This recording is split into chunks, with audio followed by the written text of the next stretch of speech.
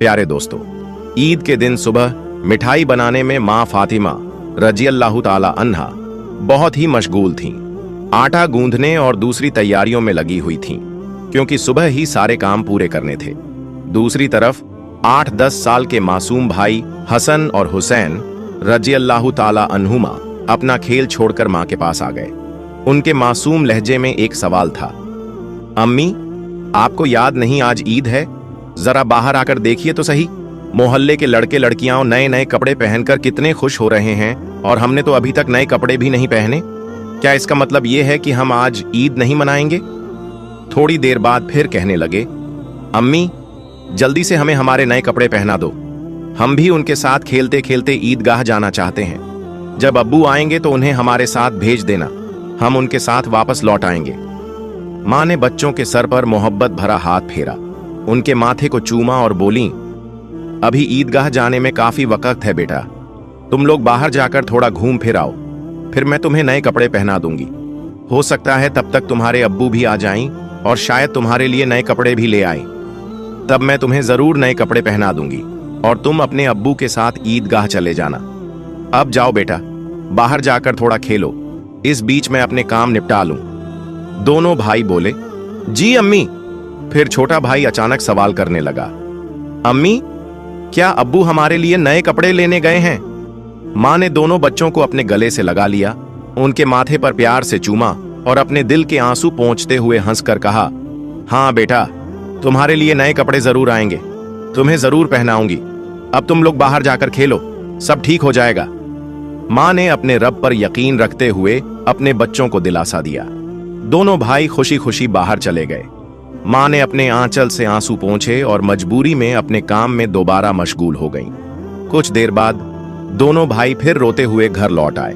उन्होंने कहा, अम्मी, वे लोग हमें अपने नए कपड़े दिखाकर चिढ़ा रहे हैं। वे कह रहे हैं, देखो, तुम्हारे पास हमारे जैसे नए कपड़े नहीं हैं, अगर होते तो तुम उन्हें जरूर पहनते। वे कह रहे हैं कि हमारे अब्बू कैसे हैं जो ईद के दिन भी हमारे लिए नए कपड़े नहीं लाए। वे हमें ईदगाह चलने को कह रहे हैं और बोल रहे हैं, जल्दी से नए कपड़े पहनकर आओ अगर आना है।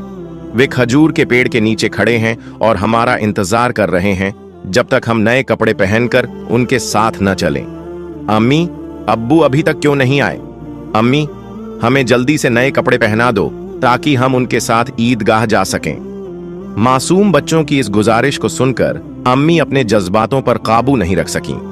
आंसू रोकना उनके लिए बहुत मुश्किल हो गया, लेकिन बच्चे अम्मी को मजबूती से गले लगाकर खामोशी से उनकी ओर देख रहे थे।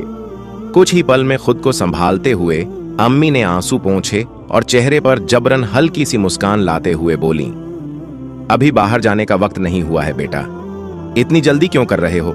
नमाज के लिए अभी काफी समय है। इस दौरान बाहर जाकर थोड़ा घूम फिर लो और देखो तुम्हारे अब्बू कहाँ हैं, उन्हें ढूंढकर ले आओ। तब तक मैं अपना बाकी काम निपटा लेती हूँ। थोड़ा सा ही काम बचा है। अगर तुम्हारे अब्बू नए कपड़े लाते हैं तो मैं तुम्हें बहुत खूबसूरती से तैयार कर दूंगी, फिर तुम मिठाई खाकर अपने अब्बू के साथ ईदगाह जाओगे, ठीक है? दोनों भाइयों ने मासूमियत से कहा, जी अम्मी। अम्मी ने अपने दिल को मजबूत करते हुए बच्चों को तसल्ली दी, लेकिन जैसे ही उन्होंने बच्चों के मासूम चेहरों की तरफ देखा, उनकी आंखों में आंसुओं का सैलाब उमड़ पड़ा। बच्चों को अपनी हालत का अंदाजा न हो, इस डर से अम्मी कभी एक कमरे में जाती तो कभी दूसरे में। इधर दोनों मासूम भाई परेशान होकर अम्मी अम्मी कहते हुए उनके पास आए और बोले, अम्मी, हम समोसे और सकफीस खजूर लेकर अब्बू को ढूंढने जा रहे हैं। अम्मी ने रुंधे गले से कहा, हाँ जाओ। उनकी आवाज में छुपा दर्द बच्चे समझ नहीं सके। बड़े भाई ने अफसोस जताते हुए कहा, अब्बू कहाँ होंगे? छोटे भाई ने मासूमियत से पूछा, अब्बू कहाँ गए? बड़े भाई ने जवाब दिया, पता नहीं, चलो इधर उधर ढूंढते हैं। छोटे भाई के कंधे पर हाथ रखते हुए दोनों भाई अब्बू की तलाश में निकल पड़े। इधर अम्मी अपने दिल का दर्द कम करने का कोई रास्ता नहीं पा रही थीं। उनकी बेचैनी और बढ़ गई। वो सोचने लगी, मैं अपने मासूम बच्चों को कैसे बताऊं कि आज उन्हें नए कपड़े पहनाने के साधन हमारे पास नहीं हैं? उन्हें कैसे तसल्ली दूं? आज तो ईद का दिन है, मैं जो भी कहूंगी, क्या मेरे बच्चे मेरी बात मानेंगे? या अल्लाह, क्या तेरे अलावा मेरा कोई और सहारा नहीं? ईद के लिए जो मिठाई बनाई है वो भी कई दिनों तक थोड़ा थोड़ा गेहूं बचाकर तैयार की है, उसी से हलवा और रोटी बनाई है। लेकिन नए कपड़े कहां से लाऊं? या अल्लाह, ये बोझ क्यों डाल दिया इस मां के सर पर? तू तो सबकी हालत जानता है, मैं इन मासूम बच्चों को कैसे समझाऊं? या अल्लाह, तू रहम दिल और सर्वशक्तिमान है। झूठ बोलना गुनाह है, ये जानते हुए भी मैं अपने बच्चों को झूठी दिलासा और झूठी उम्मीद देकर बहला रही हूं। लेकिन अब मैं क्या करूं? तू ही बता दे। या अल्लाह, तू मुझे रास्ता दिखा। तू मेरे गरीब घर की हालत जानता है, तू ही मेरी मदद कर। ये कहते कहते मां रोने लगी और जोर जोर से चक्की चलाने लगी। चक्की की घर घर की आवाज के साथ उनके दिल का दर्द भी बाहर निकलने लगा।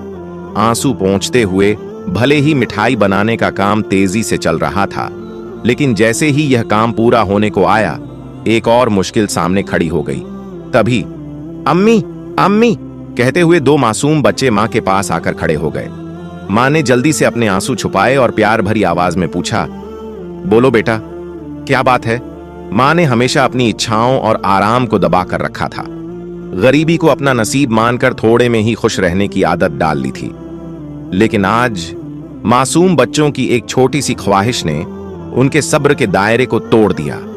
उन्होंने खुद को संभालते हुए बच्चों को गोद में उठा लिया, मुस्कुराने की कोशिश की, उनके माथे को चूमा और कहा, बोलो बेटा, क्या कहना है? बड़ा बेटा मासूमियत से अपनी आंखें झपकाने लगा। छोटे भाई ने भी उसकी नकल कर ली। मां ने प्यार से कहा, देखो बेटा, तुम्हारे अब्बू आएंगे, यहां तुम्हारे लिए मिठाई बना रही हूं, थोड़ा सब्र करो, बस थोड़ी ही देर। उन्होंने बच्चों को सीने से लगा लिया, प्यार से समझाया और कहा, थोड़ा इंतजार करो बेटा, मिठाई अभी तैयार हो जाएगी। छोटे भाई ने आंखें मलते हुए अचानक पूछ लिया, लेकिन हमारे नए कपड़े अम्मी? ये सुनते ही मां चौंक गईं, जल्दी से बोल पड़ी, अरे बेटा, ऐसा करते हैं, तुम लोग जाकर पहले नहा लो, अभी तक नहाए भी नहीं हो। दोनों भाई एक साथ बोले, नहीं अम्मी, अभी तक नहीं नहाए। मां के लिए मासूम बच्चों से छल करना बहुत दर्दनाक था। उनका दिल अंदर ही अंदर रो रहा था। लेकिन उन्होंने हंसते हुए कहा, बेटा, बिना नहाए कोई ईदगाह जाता है क्या? जाओ जल्दी से नहा लो, सब तैयार हो जाएगा। दोनों भाइयों ने खुशी से कहा, ठीक है अम्मी, हम अभी जाकर नहा लेते हैं, आप सब कुछ तैयार रखना, हम जल्दी से आ जाते हैं। फिर दोनों भाई खुश होकर नाचते हुए बाहर निकल गए। मां ने दुआ की, जाओ बेटा, अल्लाह हाफिज। बच्चे तो चले गए, लेकिन मां के दिल में चिंता और गहरी हो गई। उनका दिल जैसे एक अथाह सागर में डूब रहा था। मां सोचने लगी, जब वे वापस आएंगे और कहेंगे, हमें नए कपड़े पहनाओ, हम ईदगाह जाएंगे, तब मैं क्या करूंगी? अब मां का मन और नहीं संभल सका। उनकी आंखों से आंसू बह निकले। वो सजदे में गिर पड़ी और अल्लाह से रो रो कर दुआ करने लगी, या अल्लाह, तू ही मेरा सहारा है, इस बेबस मां की मदद कर, मुझे इस कठिनाई से बाहर निकाल, तेरे अलावा मेरा कोई नहीं है, मुझे राहत दे, इस मुश्किल से छुटकारा दे। इसके बाद मां जैसे बेसुध होकर बड़बड़ाने लगी, या अल्लाह, तू तो मां के दिल को समझता है। 3 बार मासूम बच्चों को बहला फुसलाकर मैंने किसी तरह संभाल लिया, लेकिन अब क्या करूं, क्या कहूं? तू ही मुझे सहारा दे, तू सब कर सकता है। फिर उन्होंने जोर से चीख कर कहा, या अल्लाह, तू सब कर सकता है, तू सब कर सकता है। इधर नहाने के बाद दोनों भाई खुशी खुशी हाथ में हाथ डाले घर की ओर चल पड़े। कुछ ही देर में हंसते खेलते दोनों भाई घर पहुंचे और जोर से आवाज लगाने लगे, अम्मी अम्मी, हम आ गए। लेकिन मां की तरफ से कोई जवाब नहीं आया। छोटा भाई मासूमियत से बड़े भाई की ओर देखने लगा और धीरे से पूछा, भैया, मां बोल क्यों नहीं रही? क्या मां सो रही है?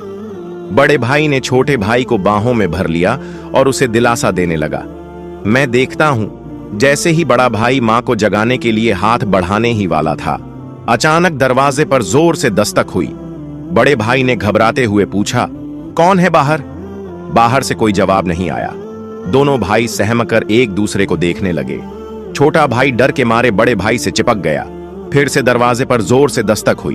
डर और घबराहट से दोनों भाई जोर से चिल्ला पड़े, अम्मी अम्मी, बाहर कौन है?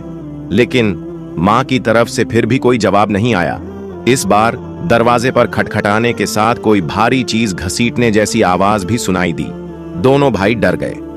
उन्हें पता था कि अगर कोई रिश्तेदार, परिवार का कोई बड़ा या पड़ोसी घर पर आता तो वह हमेशा सलाम करता, लेकिन यहाँ सब कुछ उल्टा हो रहा था। बड़े भाई ने छोटे भाई को और कसकर गले लगाते हुए कहा, मुझे समझ नहीं आ रहा ये क्या हो रहा है। अम्मी भी कुछ बोल नहीं रही हैं। डरते डरते दोनों भाई दरवाजे के पास गए। जैसे ही वे वहां पहुंचे, बाहर से फिर से जोर से खटखटाने की आवाज आई। दोनों भाई घबराकर थोड़े पीछे हट गए। फिर जोर से चिल्लाकर पूछा, कौन है दरवाजे पर? बाहर से आवाज आई, मैं दर्जी हूं, दरवाजा खोलो। दोनों भाई हैरान रह गए। उन्होंने पूछा, दर्जी, आप यहां क्यों? बाहर से फिर आवाज आई, हां, मैं दर्जी हूं, दरवाजा खोलो, मैं तुम्हारे लिए नए कपड़े लेकर आया हूं, उन्हें ले लो। जैसे ही यह सुना, दोनों भाइयों ने जल्दी से दरवाजे की कुंडी खोली। सामने एक आदमी खड़ा था, नए कपड़ों की गठरी के साथ। दोनों भाई एक पल के लिए सन्न रह गए। दर्जी ने कपड़े उनकी ओर बढ़ाए। बड़े भाई ने झटपट सारे कपड़े अपने हाथों में ले लिए और छोटे भाई का हाथ पकड़कर तेजी से दौड़ते हुए मां के पास पहुंचा। उधर मां अब भी संभल नहीं पाई थीं। उनकी आंखों से आंसू रुकने का नाम नहीं ले रहे थे। अम्मी, अम्मी, देखो, बड़े भाई ने खुशी से चहकते हुए कहा, दर्जी हमारे लिए कितने सुंदर सुंदर नए कपड़े लेकर आया है। जल्दी से हमें कपड़े पहनाओ, हमें ईदगाह जाना है। बड़े भाई की बात सुनते ही छोटा भाई भी उछल पड़ा। हाँ अम्मी, जल्दी करो, अगर देर हो गई तो हमें नमाज का समय नहीं मिलेगा। मां यह सुनकर हैरान रह गईं। कुछ पल तक बच्चों को टकटकी लगाए देखती रहीं, फिर उन्हें गले लगाकर फूट फूट कर रोने लगीं। इसके तुरंत बाद उन्होंने बच्चों को छोड़ दिया और सीधे सजदे में गिर गईं। या अल्लाह, तेरी मर्जी को कौन समझ सकता है। उन्हें तुरंत समझ में आ गया कि जो व्यक्ति दर्जी बनकर नए कपड़े लेकर आया था वह असल में दर्जी नहीं था। निश्चित ही वह अल्लाह के भेजे हुए फरिश्तों में से एक था। मां सजदे से उठी और जल्दी से बच्चों से बोली, जाओ बेटा, जाओ, उसे मेरा सलाम कह देना और कहना कि वह आज हमारे घर से विदा हो जाए। लेकिन बच्चों को यह बात याद ही नहीं रही। वे इतने खुश थे, इतने उत्साहित थे कि उनकी खुशी का ठिकाना ही नहीं रहा। मां ने बच्चों को देखा, उनके सिर और पीठ पर प्यार से हाथ फेरा, फिर उन्हें गोद में उठाकर सीने से लगा लिया, उनके माथे को चूमा, फिर हल्के से डांटते हुए बोली, बेटा, क्या तुम अभी तक नहीं गए? दर्जी साहब को क्या लगेगा? वो ये सोचेंगे कि इस घर के लोग कितने बदतमीज हैं। मेहमान बाहर दरवाजे पर खड़ा है और तुम यहां मस्ती कर रहे हो। तुम तो उन्हें भूल ही गए। ये तो बहुत बड़ी गलती है। तुरंत जाओ, उन्हें मेरा सलाम पहुंचा दो और कहना कि आज वे हमारे मेहमान बने। जाओ बेटे, उन्हें अंदर आराम से बैठने के लिए कहो। बिना कुछ सोचे विचारे दोनों भाई दरवाजे की ओर दौड़े, लेकिन तब तक दर्जी घोड़े पर सवार होकर घर से बहुत दूर जा चुका था। दोनों भाई जोर से चिल्लाने लगे, साहब, अम्मा ने आपको सलाम कहा है, जल्दी वापस आइए, आज आप हमारे घर दावत पर आइए, हम बैठक का दरवाजा खोल रहे हैं। लेकिन दूर से हवा के साथ जवाब आया, अपनी अम्मा और अब्बा को मेरा सलाम देना, किसी और समय मिलने आऊंगा। दोनों भाई दौड़ते हुए अम्मा के पास आए और सब कुछ बता दिया। बोले, दर्जी साहब ने तुम्हें और अब्बा को सलाम कहा है, वो घोड़े पर सवार होकर उस तरफ जा रहे हैं। जल्दी आओ अम्मा, उन्हें देखोगी ना? जल्दी करो, खिड़की से देख लो, अगर देर करोगी तो उन्हें फिर नहीं देख पाओगी। दर्जी साहब कितने खूबसूरत लगते हैं अम्मा। मां ने बच्चों की बात सुनकर खिड़की के पास आकर बाहर देखा। उन्होंने देखा कि एक अद्भुत पुरुष दिखाई दे रहा था। वो आकाश की ओर उड़ते जा रहे थे। उनके शरीर की चमक चारों ओर फैली हुई थी। उनकी रोशनी सूरज की किरणों को भी फीका कर रही थी। मां स्तब्ध होकर ये दृश्य देख रही थीं। अचानक वो दिव्य पुरुष अपने घोड़े समेत कहीं अदृश्य हो गए। अब उन्हें और नहीं देखा जा सकता था। इतने में दोनों भाई जोर से चिल्लाए, अम्मा, अम्मा, देखो, वो रहे अब्बा, दूर से आ रहे हैं। मां ने बच्चों को अपने साथ कमरे में ले गई और उन्हें नए कपड़े पहनाने लगी। उनकी आंखों से खुशी के आंसू बह रहे थे। दोनों भाइयों ने हैरानी से पूछा, अम्मा, अम्मा, आप क्यों रो रही हैं? मां ने प्यार से बच्चों को सीने से लगाया और कहा, बेटा, मैं क्यों रो रही हूं ये तुम अभी नहीं समझोगे। तुम्हारी उम्र भी इतनी नहीं हुई है, लेकिन आज से ये बात हमेशा याद रखना, एक पल के लिए भी अल्लाह ताला को भूलना मत। अल्लाह को हमेशा याद रखना। जो हमेशा अल्लाह को याद रखता है वो कभी भी मुसीबत में नहीं पड़ता। अगर तुम इस छोटी सी बात को अपने दिल में बसा लोगे और जिंदगी भर अल्लाह को नहीं भूलोगे तो देखोगे कि अल्लाह हमेशा तुम्हारी मदद करेगा। वो तुम्हें कभी मुश्किलों में नहीं डालेगा। माँ अपने बच्चों को यही नसीहत दे रही थी और साथ ही उन्हें नए कपड़े पहना रही थी। जब बच्चों को सजाने का काम पूरा हो गया तो माँ ने सुरम्मे का डिब्बा लाकर छोटे बेटे की आंखों में सुरम्मा लगाया। बड़े बेटे की आंखों में सुरम्मा लगाते ही दरवाजे के बाहर से आवाज आई, अस्सलामु अलैकुम या फातिमा जहरा। अंदर से हजरत फातिमा रजीब ने जवाब दिया, वलैकुम अस्सलाम या अली करीम। छोटा बेटा तेजी से दौड़कर बाहर गया और खुश होकर चिल्लाने लगा, अब्बा आ गए, अब्बा आ गए। बड़ा बेटा भी बाहर जाने ही वाला था, लेकिन मां ने उसे रोक लिया क्योंकि उसकी आंखों में सुरमा लगाना अभी बाकी था। मां ने थोड़ा गुस्से में कहा, बैठो बैठो, पहले सुरमा लग जाने दो। इतने में छोटा भाई अपने अब्बा का हाथ पकड़कर अंदर ले आया। तब तक बड़े भाई की आंखों में भी सुरमा लग चुका था। दोनों बेटों को देखकर अब्बा हैरान रह गए और बोले, ये क्या, इतने सुंदर कपड़े, ये कहां से आए? फिर दोनों भाई अपनी मां और अब्बा से लिपट गए और खुशी जताने लगे। हजरत फातिमा ने बच्चों की आवाज शांत कराते हुए हजरत अली को पूरी घटना सुनाई। हजरत अली यह सब सुनकर सिजदे में गिर गए और दुआ में कहने लगे, ऐ अल्लाह, तेरे लिए कुछ भी असंभव नहीं है। तू महान है, तू अजीम है, तू रहमत वाला और सर्वशक्तिमान है।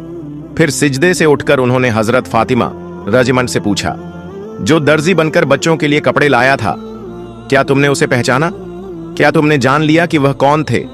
हजरत फातिमा रजमन ने कहा, नहीं, लेकिन इतना यकीन है कि वह अल्लाह के भेजे हुए कोई फरिश्ते थे, इसमें कोई शक नहीं। फिर भी यह मेरी अपनी धारण राय है। हजरत अली रजिबन ने कहा, हां, तुमने सही कहा, यह अल्लाह की महानता है। वह कोई और नहीं बल्कि हजरत जिब्राइल अलैहिस्सलाम थे। यह सुनते ही हजरत फातिमा की जबान से अचानक जोर से निकला, अल्लाहू अकबर। यह कहते हुए वे भी सिजदे में गिर गईं। उन्हें देखकर हजरत हसन और हजरत हुसैन भी सिजदे में गिर गए। प्यारे दोस्तों, आप सबसे गुजारिश है कि इसे सदका ए जारिया की नीयत से दूसरों तक जरूर पहुंचाएं। और अगर आप मेरे चैनल पर नए हैं तो चैनल को सब्सक्राइब करें। मिलते हैं अगली वीडियो में। फई अमानिल्लाह।